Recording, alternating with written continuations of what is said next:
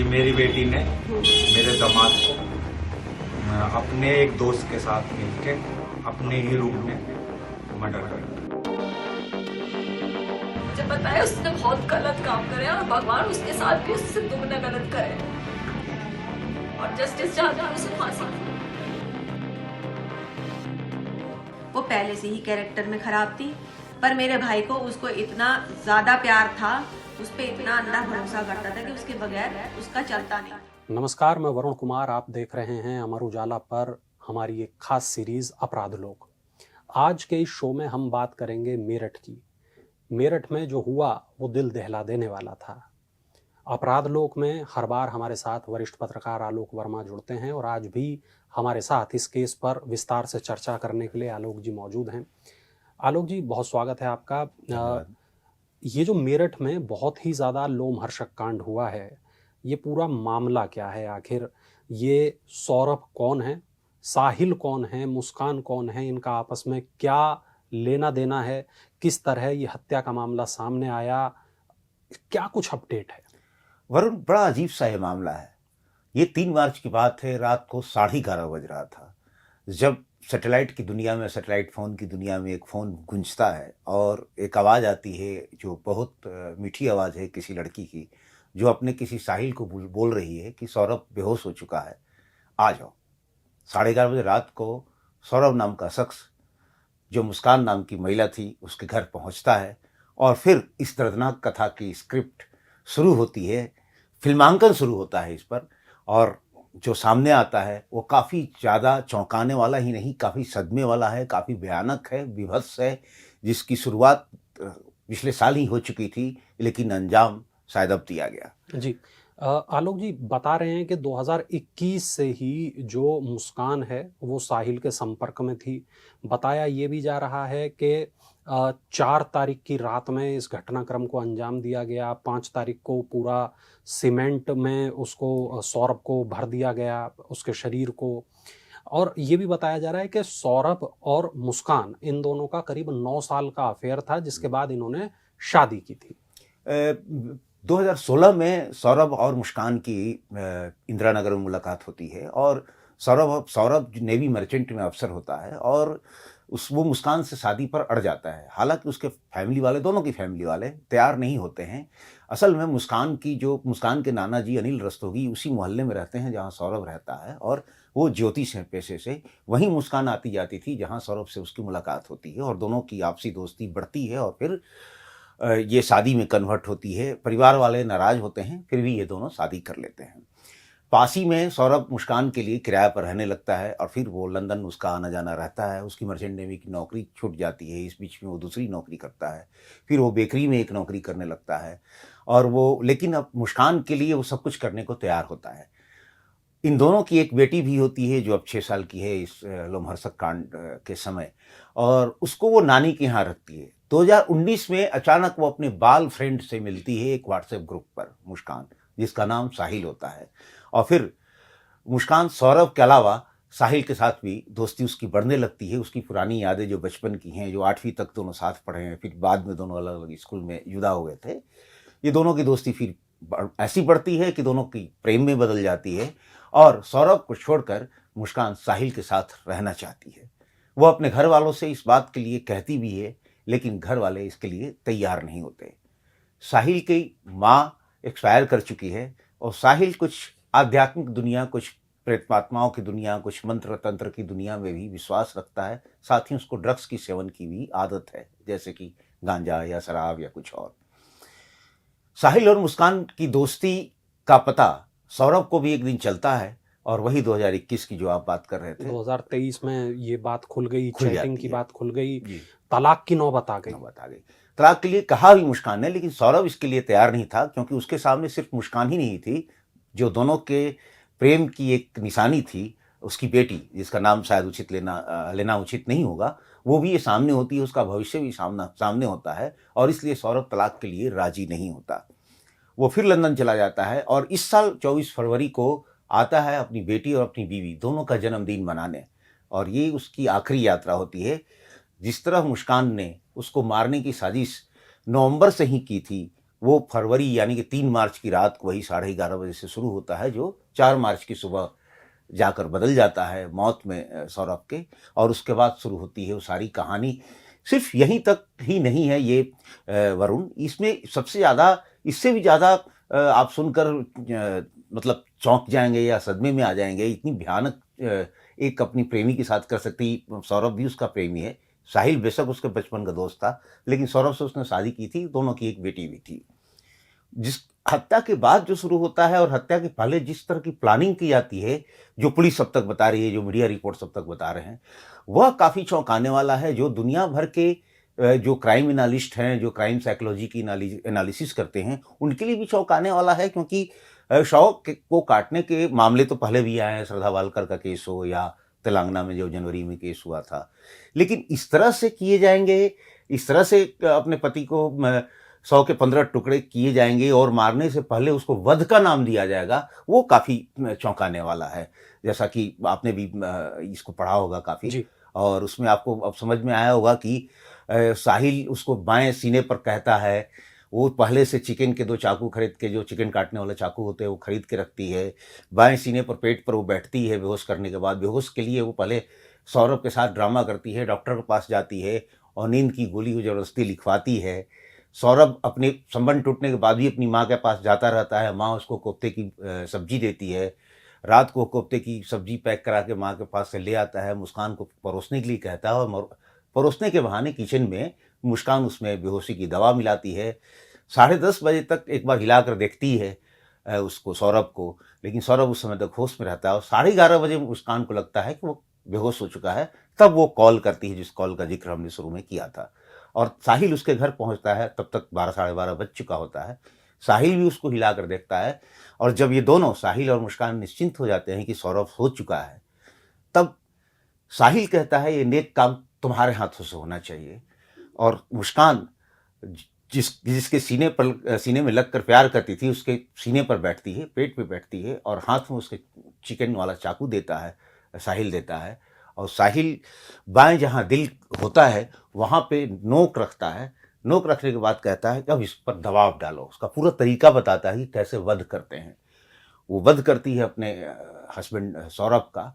एक बार में नहीं, 3 बार उस पर से साहिल भी दबाव डालता है। 3 बार किए जाते हैं। सौरभ तब तक मौत की घाट उतर चुका होता है।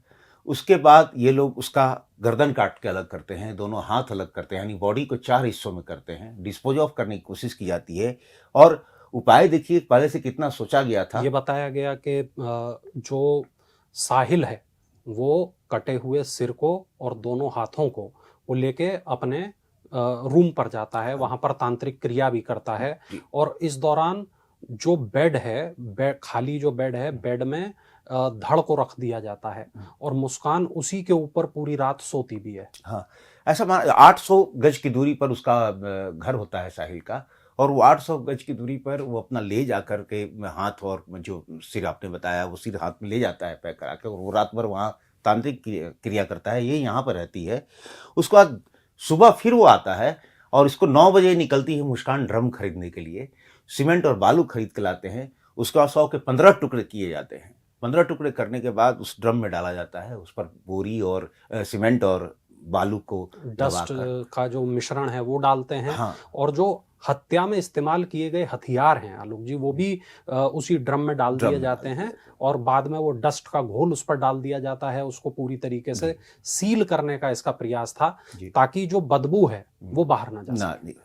उसके बाद और भी बड़ी घटना होती है वरुण।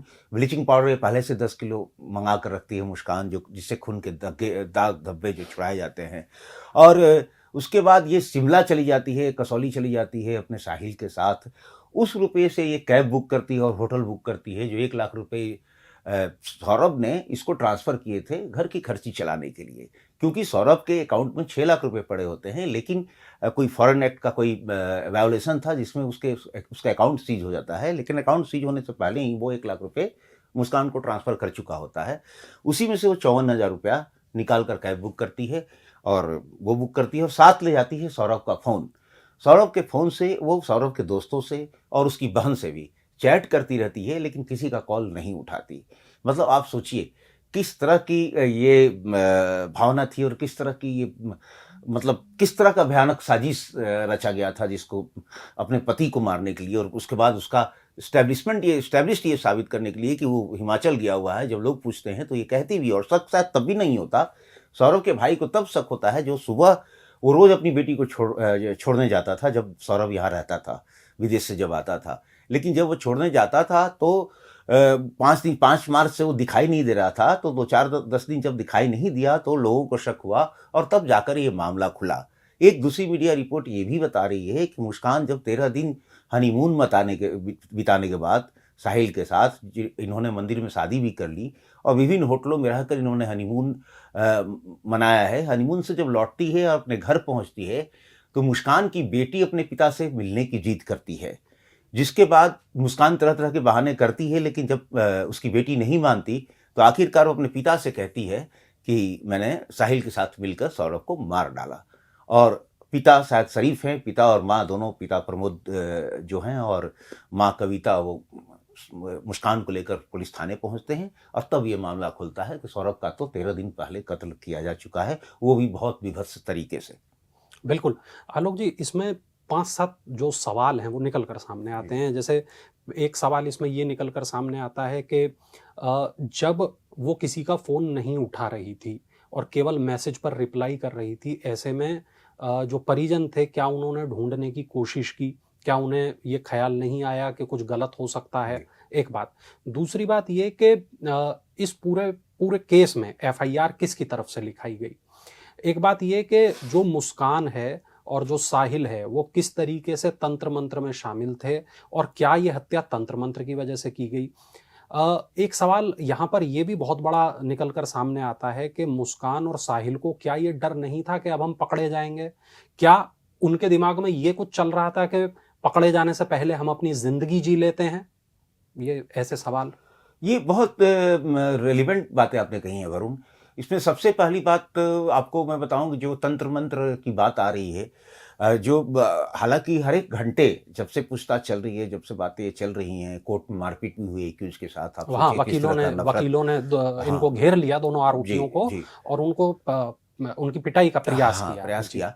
तो जिस तरह की बातें हो रही हैं और हर एक घंटे नए खुलासे हो रहे हैं इस मामले में, तो आने वाले दिनों में वरुण इसमें बहुत ही और भी बहुत कुछ खुलासे हो सकते हैं, क्योंकि जो हिमाचल में जहाँ ये लोग गए हैं वो ड्रग के लिए बड़ी जगह मानी जाती है और इनको ड्रग की आदत है, ऐसा भी बताया जा रहा है कई मीडिया रिपोर्ट्स या कई सूत्रों के हवाले से, जो अनौपचारिक है। पुष्टि तो इसकी अभी क्या ही करेंगे जब तक चार्जशीट ना हो, लेकिन जो सही है वो ये बताया जा रहा है कि सीने पर वार करने के बाद दोनों ने पहले गांजा पिया है साथ बैठ के, साहिल और मुस्कान ने। उसके बाद उसी गांजे के नशे में, गर्मी हो रही थी इसको, तो साइड में पड़े कूलर को उसने चलाया है मुस्कान ने।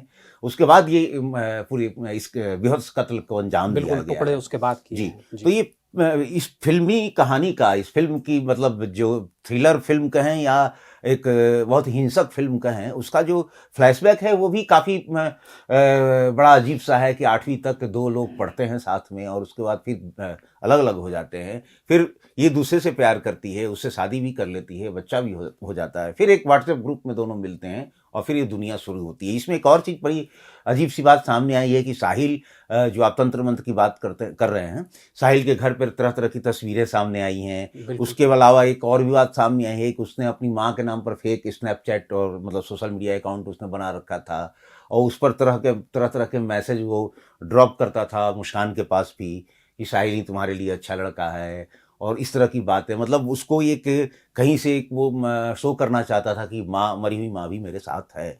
तो इस तरह की बहुत सारी बातें सामने आई हैं जो शायद आने वाले दिनों में बहुत सारी पुष्टि होंगी। लेकिन इन सब के बीच में अगर हम देखें तो बेसिक इस कहानी की है, इस कहानी का जो मुझे लगता है सार, कि इस प्रेम कहानी में जफ़ा और वफ़ा की वो सीमाएं पार कर दी जो अब तक शायद किसी और मामले में इतना नहीं देखा गया था, चाहे श्रद्धा वालकर का केस हो या जो तेलंगाना में केस हुआ वो हो या और भी कई मामले। आलोक जी, पिछले दिनों हमने कई तरीके के केस देखे, हमने शेरॉन राज का केस भी देखा, आपने और भी कई केसेस के बारे में चर्चा की, लेकिन ये जो मेरठ का ये जो मामला है, ये मुस्कान और सौरभ और साहिल का ये जो मामला है, मैंने जब से हमने ये पॉडकास्ट सीरीज शुरू की है तब से अब तक मुझे लगता है कि ये सबसे सबसे ज्यादा भयानक भयानक मामला है जिस पर आज हम चर्चा कर रहे जी। हैं।